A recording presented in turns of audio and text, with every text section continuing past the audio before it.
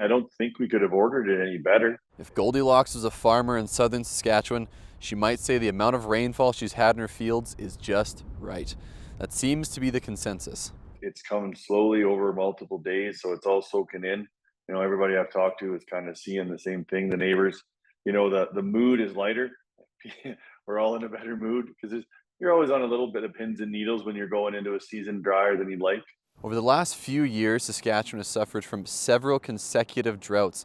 For at least 3 years, farmers have been struggling with land so dry that in some places you could stick your hand in the cracks.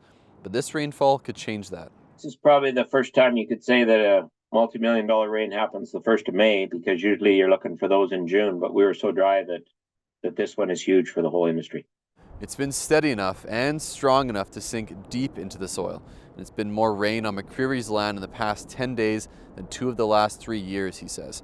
McCreary measured about 80 millimeters of rainfall on his land, which is about 3,300 acres located 90 kilometers southeast of Saskatoon. It's a really positive position to be at in the 1st of May. And you can't either make or kill a crop on the 1st of May, but having soil reserves certainly increases the chance that that crop will be a positive outcome. There's no question that we will grow something. The heavy downpour should also help drench the drier parts of land susceptible to wildfire.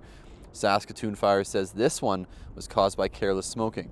It burned about 800 meters long and 200 meters wide before it was put out. A lot of our grasslands and the river valley has been really dry, and there's been an extreme fire risk throughout the last 4 years. And so with this rain, it's really helping green things up, and we're hoping that'll reduce fire risk. But while it's been helpful, it's also caused rainfall warnings from Environment and Climate Change Canada. They say to expect between 50 to 75 millimeters of rainfall by Wednesday morning in the most affected areas. That means it could cause flooding in low-lying areas and lead to dangerous driving conditions. So be safe on the roads and enjoy the puddles. Dane Patterson, CBC News, Saskatoon.